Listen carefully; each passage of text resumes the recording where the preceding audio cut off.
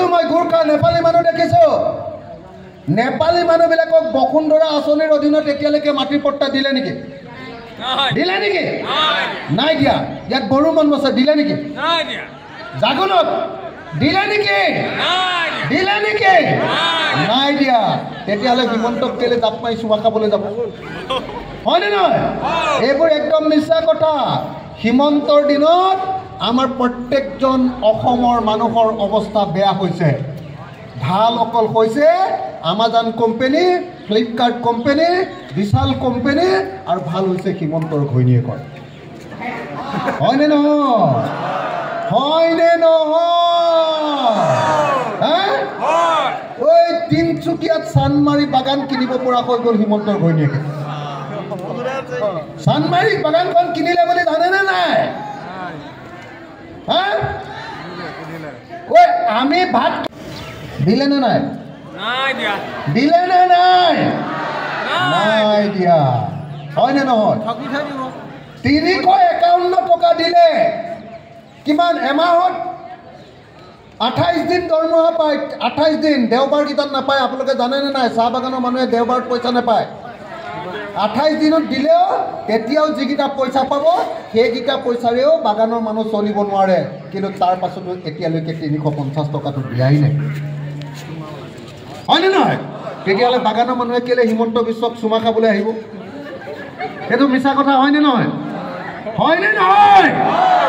ইয়াত মিচিং মানুহ দেখিছোঁ ইয়াত মিচিং মানুহৰ বহুত মানুহৰ ঘৰ আছে কোনোবা মিচিং মানুহক এতিয়ালৈকে হিমন্ত বিশ্ব শৰ্মাৰ বসুন্ধৰা আঁচনিত মাটি দিলে নেকি তেতিয়াহ'লে মিচিং মানুহে কেলে হিমন্ত বিশ্বক চুমা খাবলৈ আহিব 1000 টকীয়া আৰু কি নাইকিয়া কৰি দিছিলে 2000টো আনিছেহে আগতে ক'ত 2000 আছিল 1000 টকীয়াটো নাইকিয়া কৰি দিছিলে নে নাই 500 টকীয়াটো নাইকিয়া কৰি দিছিলে নাই এই নাইকিয়া কৰি দিয়াৰ পাছতে মোদীৰ সেই কামটোৰ পিছৰ পৰাই গোটেই ভাৰতৰ অৱস্থা বেয়া তাৰ পাছত মই অলপ আগতে যে কৈছিলোঁ অসম চৰকাৰে যে দৰমহা দিব পৰা নাই হিমন্তই যে চাকৰিয়ালকো দৰমহা দিব পৰা নাই 4টা কিস্তিত ডিএ এলাউন্স দিবলগীয়া কৈছে ডিএলএছ এলাউন্স দিবলগীয়া হৈছে কেলে সব মানুহৰ ওপৰত GST লগাই দি আগতে অসমে নিজে যিবিলাক কৰ তুলিছিলে সেইবিলাক এতিয়া ভাৰত চৰকাৰে নিজে তুলি অসমৰ হাতৰ পৰা কৰ তোলাৰ অধিকাৰ লৈ গুচি গ'ল টেক্স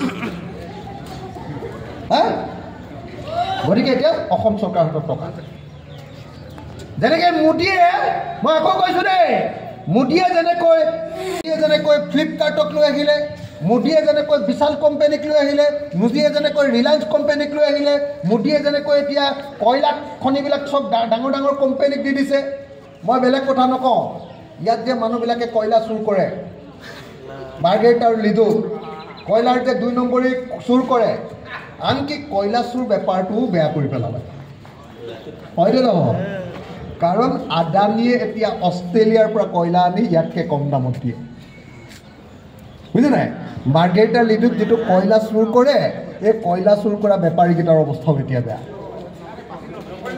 বুঝে নাই এই ডাঙৰ ডাঙৰ বেপাৰীকেইটা একদম ডাঙৰ ফকলেন খানি লগাইনে নাই লাগেনে নাই বেপাৰ আপোনালোকে খবৰ লওক আগতে ফকলেন কিজানি 500খনমান সোমায় এতিয়াতো মই আগতে ৰাস্তাত আমি আহিবই নোৱাৰোঁ 1 ঘণ্টা মানে এইডোখৰতে ৰ'ব লাগে ঠাণ্ডা জাগুলো ঠাণ্ডা হয়নে নহয় সব ঠাণ্ডা কেলে এই আদানী নামৰ মানুহটো অষ্ট্ৰেলিয়াত নৰেন্দ্ৰ মোদীয়ে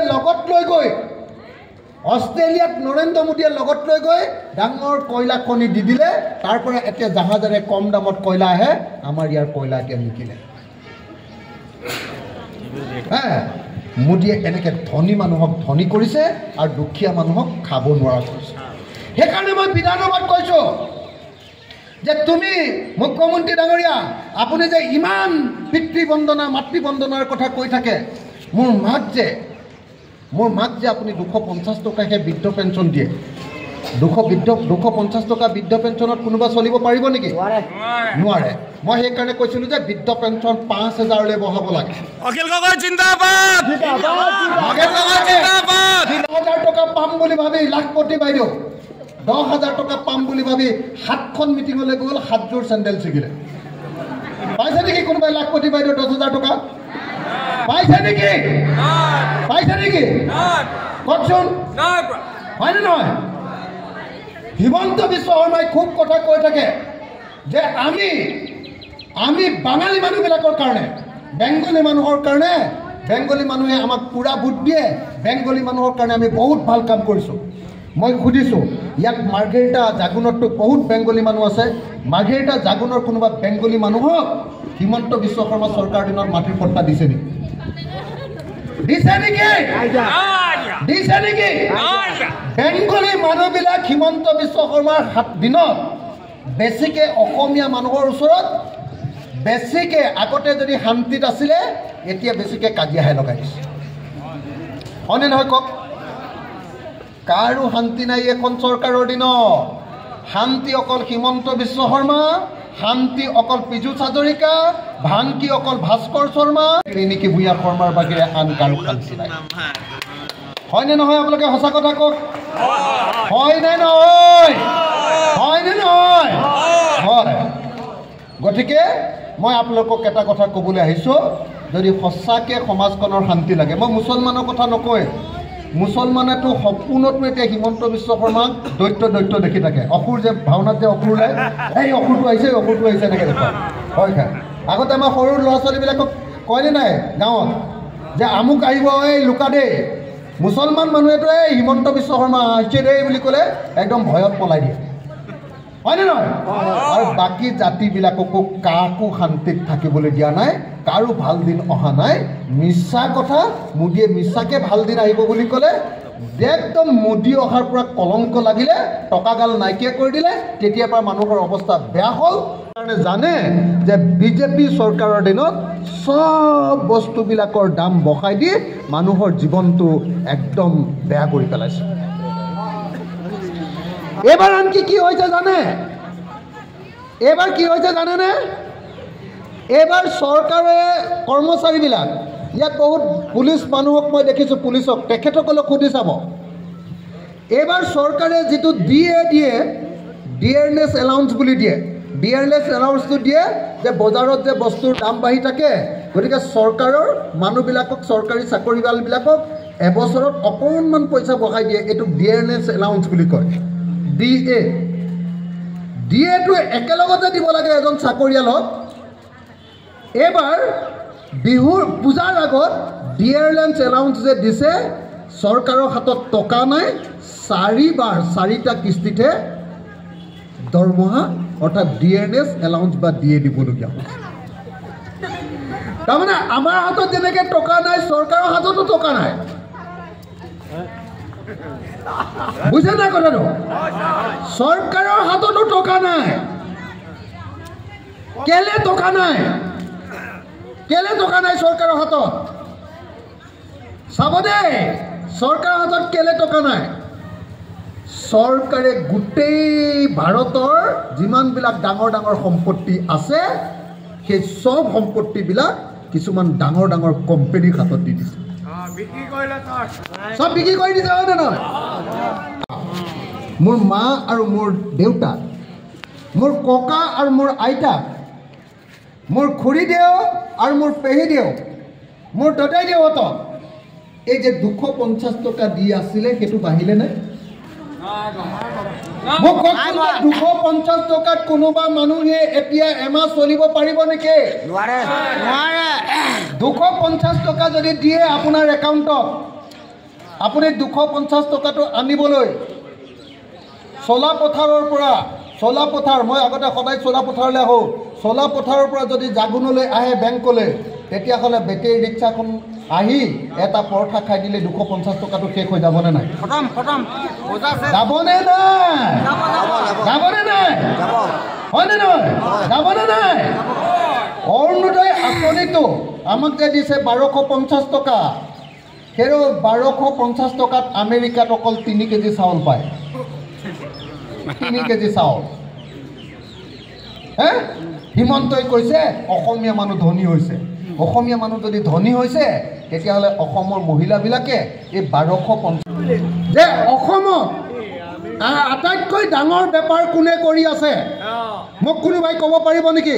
অসমৰ আটাইতকৈ ডাঙৰ বেপাৰীটোৰ নাম কি? কওক। ক'ব পাৰিব নেকি কোনোবাই? আজিৰ দিনটোত অসমত আটাইতকৈ ডাঙৰ বেপাৰটো কৰি আছে আমাজন কোম্পানীয়ে, হয়নে নহয়? ঘৰে ঘৰে অনলাইনত বস্তু আহে নে নাহে? জাগুনত আহে নে নাহে? আজিকালি অনলাইনত আহে নে নাহে? আহে নে? আমাজন কোম্পানীৰ মালিকটো পৃথিৱীৰ 1 নম্বৰ ধনী। মোবাইল কোম্পানী থাকে ধৰিছা? পৃথিৱীৰ 1 নম্বৰ ধনী আমাজন কোম্পানীৰ মালিক। বেলেগ কথা নাপাতিব আকৌ। আমাজন কোম্পানীৰ মানুহটো পৃথিৱীৰ 1 নম্বৰ ধনী। পৃথিৱীৰ 1 নম্বৰ ধনী মানুহটোৱে আমাৰ দুখীয়া মানুহ ঘৰত বস্তু বিক্ৰী কৰি, আগতে যিটো আমাৰ এই সৰু দোকানখনে বেপাৰটো কৰি পইচা পাইছিলে, সেইটো এতিয়া আমাজন কোম্পানীয়ে লৈ লয়। আগতে অসম বা ভাৰতত বাহিৰৰ কোম্পানীক আহি এনেকৈ বজাৰখন লৈ ল'বলৈ দিয়া নাছিলে, বুজিছেনে নাই? আগতে আমি মাৰোৱাৰী দোকানীটোকে আটাইতকৈ ডাঙৰ দোকানী বুলি ভাবিছিলোঁ। এতিয়া বজাৰৰ আটাইতকৈ ডাঙৰ দোকানীটো কোন? আমাজন ফ্লিপকাৰ্টৰ পাছত ডাঙৰ দোকানীটো কোন জানেনে? এতিয়া শ্বপিং মলবিলাক, বিশাল কোম্পানী, ৰিলায়েন্স কোম্পানী। মই জাগুনত হৈছেনে নাই নাজানো।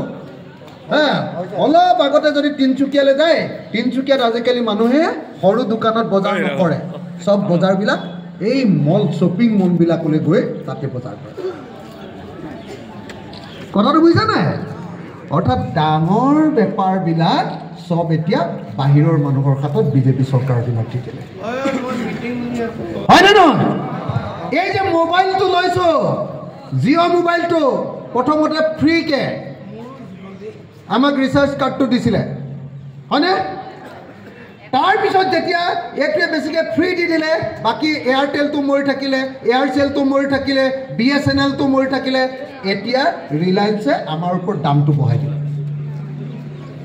হয়নে নহয়? কওক, হয়নে নহয়? হয়নে নহয়? এই যে জিঅ' কোম্পানীটো কেনেকৈ ধনী হ'ল? জিঅ' কোম্পানীটো ধনী হ'ল যে ভাৰত চৰকাৰে BSNL নামৰ এটা ডাঙৰ কোম্পানী খুলিছিলে। মোদী অহাৰ পাছত BSNL কোম্পানীক একো কাম কাজ চলাবলৈ নিদিলে। BSNLৰ যিমান টাৱাৰ আছিলে গোটেই টাৱাৰবিলাক জিঅ' কোম্পানীটোক দি দিলে। আৰু জিঅ' কোম্পানীৰ মালিক ৰিলায়েন্সৰ আম্বানীয়ে, কি আম্বানী? মুকেশ আম্বানীয়ে আমাৰ ভাৰত চৰকাৰ, আমাৰ টকাৰে বনোৱা গোটেই মোবাইল টাৱাৰত আমাকেই এই কি কয় হেৰি বিক্ৰী কৰি, কি বিক্ৰী কৰে? এইটো সিম কাৰ্ড আৰু কি কয় ৰিচাৰ্জটো বিক্ৰী কৰি, ৰিচাৰ্জ বুলি ক'লে বুজি পাব, গোটেই ৰিচাৰ্জটো বিক্ৰী কৰি আটাইতকৈ পৃথিৱীৰ ভিতৰতে ধনী হৈ গৈছে। পৃথিৱীৰ ভিতৰত 2 নম্বৰ 3 নম্বৰ ধনী হৈ গৈছে। কেনেকৈ? মই কি কৈ আছোঁ বাৰু, কথাটো বুজিছে নাই? বিজেপি চৰকাৰ অহাৰ পাছত আমি দুখীয়া হৈ যোৱাৰ প্ৰধান কাৰণটো হ'ল যে আমাৰ গোটেই বজাৰ চজাৰ যিমান ডাঙৰ বস্তু আছে চব বস্তুবিলাক বাহিৰৰ ডাঙৰ ডাঙৰ কোম্পানীক মালিক কৰি দিলে। দুখীয়া মানুহবিলাকে চলিব নোৱাৰাৰ কাৰণে এই তহঁতি মৰি নাযাবি, তহঁতক 1250 টকা দিম বুলি দি আছে। কথাটো বুজি পাইছেনে নাই? আৰু 1250 টকাটো হিমন্ত বিশ্ব শৰ্মাই কয় যে মোৰ দিনত মানুহৰ অৱস্থা ইমান ভাল হৈছে। মোৰ দিনত কালি এটা ফেচবুকত আৰু টুইটাৰত দিছে যে 2024-25 বৰ্ষত আমাৰ অসমৰ GSDP বুলি কয়, কি কয়, আমাৰ ৰাজ্যিক ঘৰুৱা উৎপাদন 6 লাখ কোটি টকা হ'ব, এনেকৈ দি আছে। 6 লাখ কোটি টকা হ'ব। কিন্তু মই হিমন্ত বিশ্ব শৰ্মাক সুধিব খুজিছোঁ, দিব বুলি কৈ এনেই বিজেপিৰ মিটিঙলৈ 7 বাৰ গৈ আছেনে? যদি ইমান ধনী হ'লহেঁতেন এনেকৈ গৈ থাকিলেহেঁতেন, হিমন্তই পৃথিৱীৰ মিছা কথা কয়, সেই মিছা কথাবিলাক চাবলৈ গ'লহেঁতেন নেকি? হিমন্ত বিশ্বক যে বোৱাৰী মানুহজনীয়ে যে চুমা খাই দিয়ে,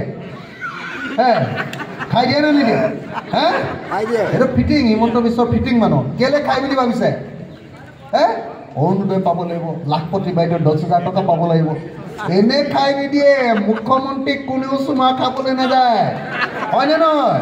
মুখ্যমন্ত্ৰীক ভয় কৰে, পুলিচ লৈ আহে, হিমন্তই গৈ চুমা খাবলৈ চান্সটো দিয়ে, মাতি আনে, এই দেখুৱাই। তাৰপিছত এই মোক মহিলাবিলাকে খুব ভাল পায়।